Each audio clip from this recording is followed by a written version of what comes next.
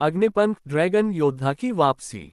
बहुत समय पहले पृथ्वी के समानांतर एक रहस्यमय ग्रह था, नेबुला -9, जहां विज्ञान और जादू एक साथ चलते थे। वहां के जंगलों में रहते थे विशालकाय ड्रैगन, जिनमें सबसे शक्तिशाली था अग्निपंख। वह न केवल आग उगल सकता था, बल्कि उसकी आंखों से लेजर बीम और पंखों से ऊर्जा शॉक वेव भी निकलती थी। लेकिन एक दिन नेबुला 9 पर हमला हुआ।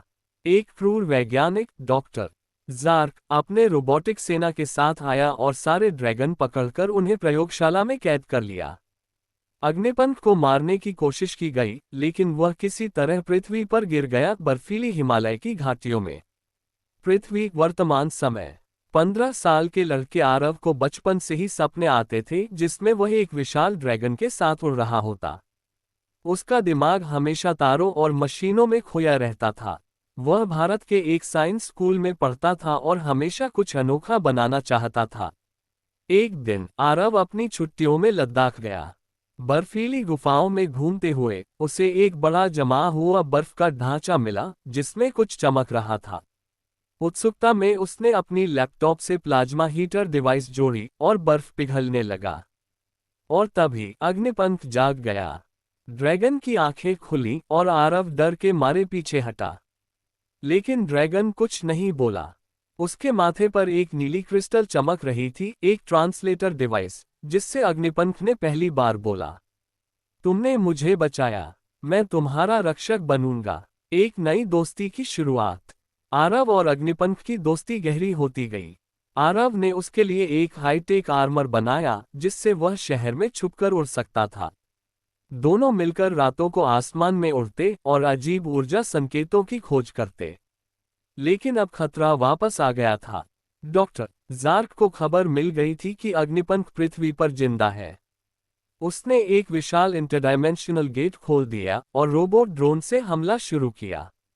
महायुद्ध की तैयारी। आरव जानता था कि ज़ार्क की ताकत को हराने के लिए केवल विज्ञान नहीं, दिल और साहस भी चाहिए।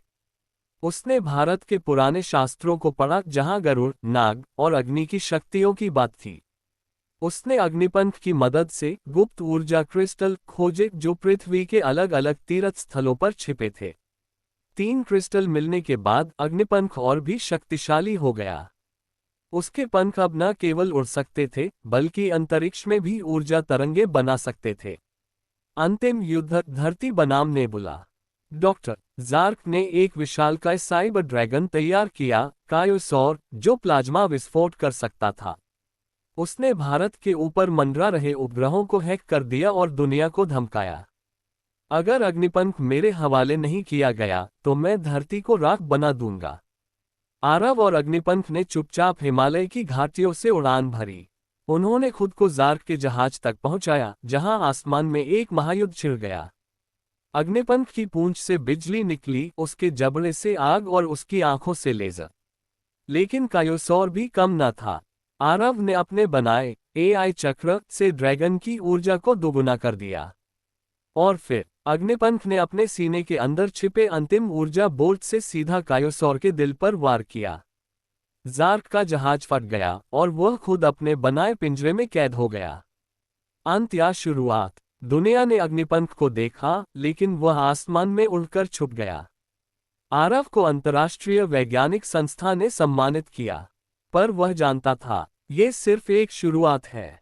ब्रह्मांड में अभी बहुत खतरे हैं और मैं अब अकेला नहीं हूं। क्योंकि अग्निपंख धरती का गुप्त रक्षक बन चुका था। समाप्त।